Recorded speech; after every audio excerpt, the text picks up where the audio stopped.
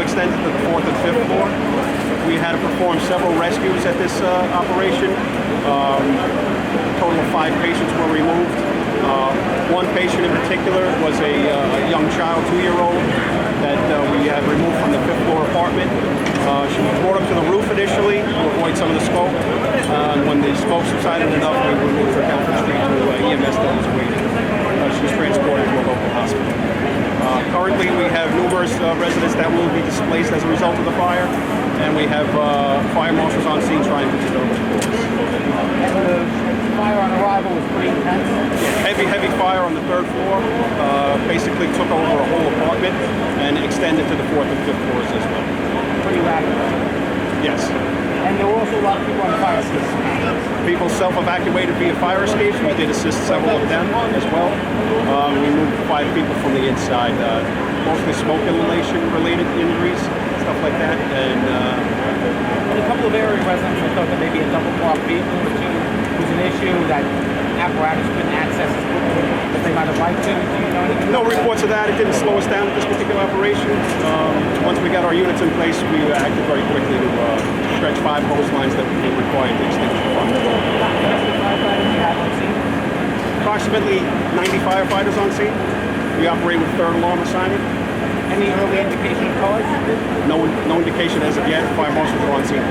Thank you, sir. Thank you very much.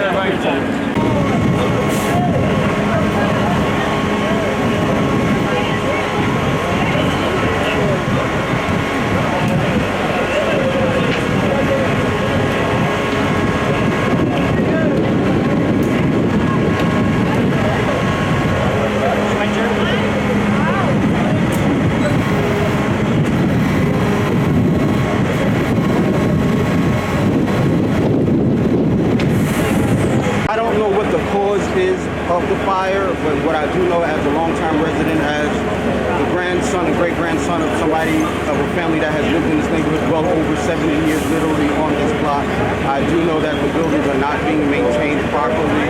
I personally had a fire in my apartment about 2 years ago in regards to the circuit breaker catching on fire, which resulted in me having no electricity for over 32 days in my apartment.